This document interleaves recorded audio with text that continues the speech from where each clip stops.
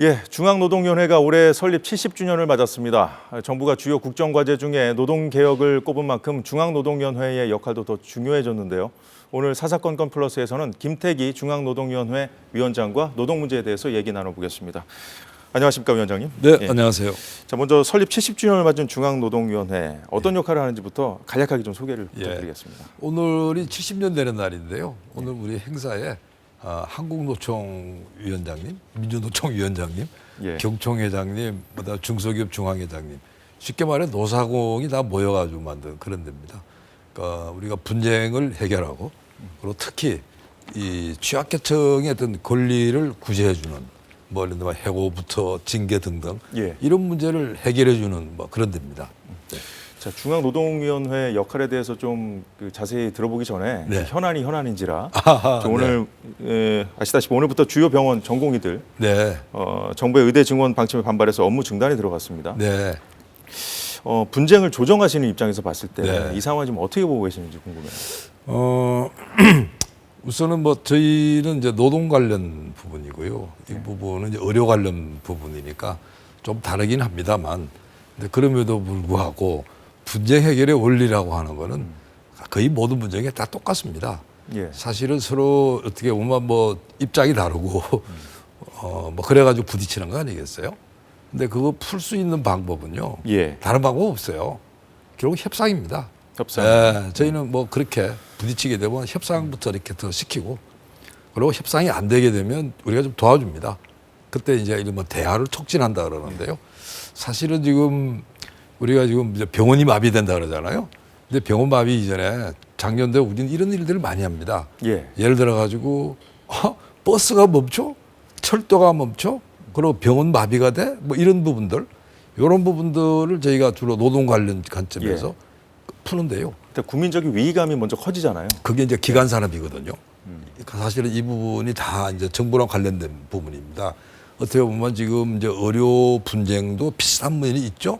그러니까 정부랑 관련되니까. 그러니까 사실은 이제 저희 경우는 이제 그 부분을 당사자들이 대화하도록 하고, 안 되면 저희가 나서 가지고 대화를 촉진해 줘요. 그러니까 이것도 똑같은 원리로 풀어야 된다는 거고, 다만 큰 차이가 있습니다. 자꾸 파업 그러시는데요.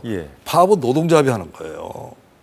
이건 노동조합이 아니에요. 사실은 이제 의사들 경우는 아주 전문직이잖아요. 그래서 이게 파업이라는 생각하지 마시고, 문제는 내가 볼 때는 지금 의사들의 어떤 이 주장이나 기대치가 있는 거고, 또 정부가 어떤 뭐 공공의 어떤 입장에서 이야기하는 게 있잖아요. 그 차이를 좁혀나간 일을 하시라. 그러니까 예를 들어 가지고 지금 비상대책위원회가 만들었잖아요. 그 비상대책위원회가 뭐 파업이라고 한 그런 또 집단행동 들어가기 위한 그런 비상대책이 아니고, 비상대책은 대화를 타개할 수 있는, 지금 막혀 있잖아요. 대화를 타개할 수 있는 비상대책을 수립하라는 거고, 이러면 선대화하고 그다음 후 뭐 집단행동 이게 가는 거지, 미리부터 집단행동 한다 그런다면 난 출구도 없고요. 풀 수도 없습니다. 적어도 이 의사들이 집단행동 가지고 다 될 거라 생각 안 한다 그러면, 자기네들이 원하는 걸 달성하려고 한다 그러면 대화할 준비를 하고, 그다음에 내가 정부에 뭐 요구할 준비를 해라. 그걸 가지고 타협점을 찾고, 마음대로 안 되는 게 어떡할까요? 사실 이제 그런 경우에서 조정이라는 게 필요한데 저희가 그런 역할을 하거든요. 그러면 의사들과 그다음 정부가 신뢰할 수 있는 중립적인 그런 어떤 조정을 해줄 수 있는, 제가 볼 때는 아마 뭐 의료계 원로를 한다든지, 그다음 또 노동위원회, 저희 같은 경우는 이른바 노동운동을 오랫동안 한 경험 많은 분들이 되게 많습니다. 이분들이 조정에 아주 이 뭐랄까 경험이 풍부한 분들이거든요. 그런 분들을 모시면요, 서로 대화 이렇게 모셔가지고 대화도 시키고, 그다음에 접점을 찾도록 도와줍니다. 제가 볼 때 그런 거를 이용하면 어떨까 하는 생각이 듭니다. 근데 이제 의사 단체에서 이제 집단 행동을 해서 정부가 뭔가를 좀 해보려다가 못한 경우가 많았잖아요, 이제까지. 이번에 뭐 처음이 아니지 않습니까? 네, 그렇습니다. 근데 그런 노력들이 왜 지금 말씀하신 그런 노력들이 없었을까요? 제가 볼 때는 이런 것 같아요. 우선 이 의료 분쟁이 우리가 2000년 정도 해가지고 그때 김대중 정부 때 한번 있었습니다. 근데 그때 이제 아시다시피 사실은 이제 쟁점이 어떤 거였죠? 그때도 이제 그 의약 분업입니다. 의약 분업이었죠. 의약 분업 분쟁해가지고 그때 또 의사들이 뭐 그냥 난리가 나고 그랬었어요. 그래가지고 결국은 이제 정부가 뭐 합의점을 찾긴 찾았는데 그냥 힘들었습니다. 관철시키지 않았습니까? 관철은 됐지만 한참 있다가 됐죠. 그리고 그 부분이 그렇게 썩 잘 됐다고 보지는 않는데요. 예. 그때가 왜 그랬냐 한다면 그 당시에 정부가 조금 힘이 없었습니다. 예. 그리고 그 이후에 아마 자주 최근에는 이제 문재인 정부 때도 뭐 잘 안 예. 됐잖아요. 그렇죠. 근데 지금은 사실 다른 게요. 제가 볼 때 고령화 사회가 돼가지고 의사 늘어야 된다는 거에 대해서 이구동성 의사 늘려야 된다 그럽니다. 그 각종 여론조사 수치를 보면은 그 의대 증원에 그 찬성한다는 여론이 압도적으로 높거든요. 그럴 수밖에 없죠. 지금 고령화가 되게 되면 가장 불안한 게 의사들의 서비스를 받는 건데 그 서비스 받는 의사들이 부족하면 그걸 국민들이 좋아하겠습니까? 그래서 제가 볼 때는 이제 의사들이 그런 건 아셔야 돼요. 다른 나라에 비교해도 그렇고 어떻게 보면 의료 서비스 늘려야죠. 근데 그거는 우리는 인정한다 이겁니다. 예. 아마 일반 국민도 알 거예요. 의사들 고생한다고 장시간 근무하고 근무 환경 안 좋다고 그런 부분에 대해 가지고는 뭔가 해결책들이 서로 찾아보면 되는 거 아닌가요? 예. 예. 그리고 우리 필수 의료 서비스 이런 부분에 있어 가지고 사실은 조금 우리가 뭐 어떻게 보면 좀 이 보수가 좀 작거든요. 다른 나라보다 못합니다. 그 인정할 거 인정해야 되거든요. 그럼 그걸 어떻게 보면 조금 어떻게 보면 합리적으로 단계적으로 올려나가는 이렇게 하면 훌륭한 솔루션이 나오죠. 그러니까 제가 봤을 때는 지금 필요한 부분은 사실은 뭐 비상대책 해가지고 예. 뭐 집단행동이 아니고 비상대책은 빨리 대화를 재개하는 거고 그다음 그 대화를 통해 가지고 어떻게 솔루션을 찾는 거다 하는 이런 말씀 드리고 싶네요. 대화 뭐 협의가 필요하다고 하셨는데 네. 강조하셨는데 네. 그 대화 협의할 생각이 없는 게 아닌데 네. 이제 뭔가 향후에 주도권을 확보하기 위해서 좀 강하게 나가는 그런 경우도 있습니까? 아, 그럼요. 양쪽이? 예. 그러니까 사실은 지금 이제 같은 상황은 네, 그런 우리가 경우로 봐야 이제 될까요? 이 의료 뭐 이제 의사 또 집단이잖아요, 그죠? 어떻게 보면 세력이 돼 있는 거니까 예. 그 안에서 제가 볼 때는 강온이 있을 겁니다. 그건 똑같아요. 노사 분쟁에서 예. 강온이 있는 건데, 근데 기본적으로 그 어떻게 보면 분쟁을 해결하는 데 있어가지고 예를 들어 가지고 막 강강강 하는 데는 그 분쟁 해결할 의지가 없는 거고, 그거는 어떻게 보면 탈출구가 없기 때문에. 사실은 그 의사들한테 돌아오는 거는 어마어마한 아마 그 상처만 남을걸요. 그 예. 어떤 의사가 그걸 원할까요? 제가 볼 때는 아마 강경파가 이렇게 말하면 온건파, 합리파에서 이야기를 해야 됩니다. 그러니까 끝은 뭐냐? 끝은 뭐냐고. 그 이야기를 하게 되면 아마 제가 볼 때는 강경파도 대화 일단 나서가지고 그 대화가 잘 안 이루어지는 경우에 어떻게 보면 집단행동이 가능한 거지. 그것도 전혀 안 하고 한다? 전 약간 이 집단 행동 들어가면요. 예. 온건파 의사들, 합리적인 의사들도 저건 뭐야? 앞으로 뭐 하자는 거냐? 이런 이야기가 나올 겁니다. 뭐 국민들은 두말할 나위도 없고. 그래서 제가 볼 때는 의사 지금 하시는 분들한테 예. 약간 어떻게 보면 이 노동분쟁 전문가로 또 노동위원회 위원장 입장에서 예. 어떻게 보면 조금 뭐 어드바이스 해드린다면 일단은 지금 이 집단 행동이라 하더라도 예. 이게 향후에 어떻게 끝날지에 대해서 좀 그림을 가지고 가시라.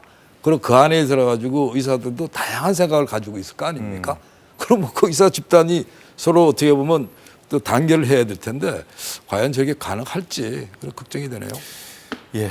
그럼 뭐 중앙노동위원회 그 네. 노동 문제에 대해서 좀 얘기를 그러시죠. 나눠보겠습니다. 예. 지금 노동 문제가 네. 사실 우리 사회의 대표적인 사회 갈등 현안이 된 지 오래되지 않았습니까? 지금 노동에 접수된 그 노동 관련 사건은 어떤 것들이 있는지 좀 네, 말씀해 주시죠. 지금 우리 노동위원회 사건의 거의 한 80% 가까이는요 주로 해고 징계 사건입니다. 예. 근데 요즘에 재미나는 게요. 해고 징계요. 네, 해고 징계 사건인데 해고 징계 사건이 그 원인이 있을 거 아닙니까? 예. 상당한 부분들이 뭐 괴롭힘이든지 MG 갈등이든지 뭐 이런 과거에 보지 못했던 예. 과거에 해고 징계라 하면 예를 들어 가지고 근태 관리가 안 좋다든지 그다음에 뭐 성과가 안 좋다든지 뭐 이런 등등의 문제였다라면 예, 예. 그 비중보다는 점점 어떻게 본다라면 뭐 괴롭힘, 성희롱을 어떻게 보면 연결이 돼 있는 그런 사건이 많아지고 있습니다. 시대 흐름에 따라서 양태가 달라진다는 말씀이시죠? 정말 그렇습니다. 예. 그래서 과거처럼 어떻게 보면 사건이 뭐 이 회사의 뭐 그런 차원의 문제가 아니고 우리 어떤 근로자 내부끼리 어떤 이 관계, 인간관계 문제랑 많이 얽혀 있고 그다음에 사업주가 거기에 대한 책임 문제가 걸려 있는 거예요.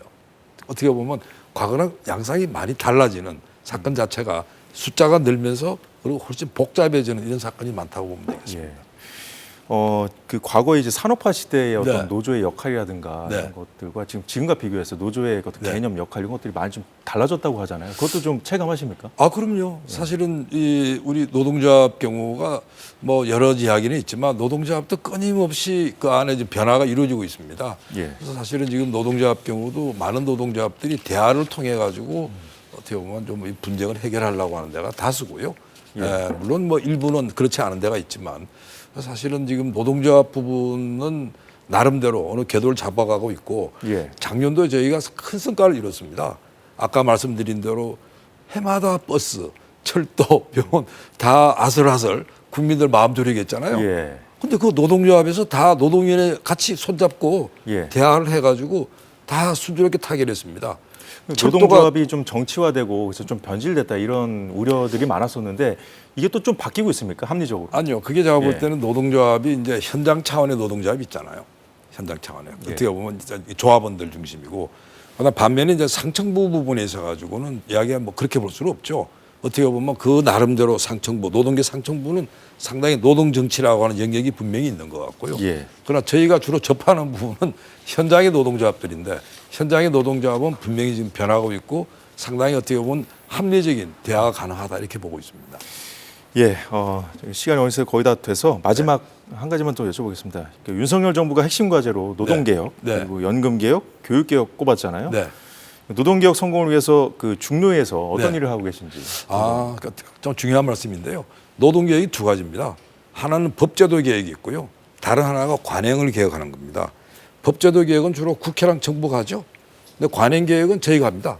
근데 사실은 굉장히 조용한 지금 개혁이 많이 이루어지고 있고 우리가 아까 말씀드린 사전, 사후 조정해가지고 어떻게 원만하게 타결이 되고 또 예를 들어가지고 차별이 되는 사람들, 받는 사람들, 뭐 육아휴직 받았다고 차별받고 예. 여성이라고 성진 차별받는 거, 그 부분에 저희가 단호하게 그건 차별이고 예. 시정명령을 내렸습니다. 이제 이런 부분들이 사실은 중요한 개혁이고 뭐 예를 들어가지고 국회에 찾아가는 개혁은 아니지만 예. 굉장히 큰 성과라 생각합니다. 예, 김태기 중앙노동위원회 위원장이었습니다. 오늘 말씀 고맙습니다. 네, 감사합니다. 예, 오늘 사사건건이 준비한 소식은 여기까지입니다. 저희는 내일 오후 4시에 다시 찾아뵙겠습니다. 여러분 고맙습니다.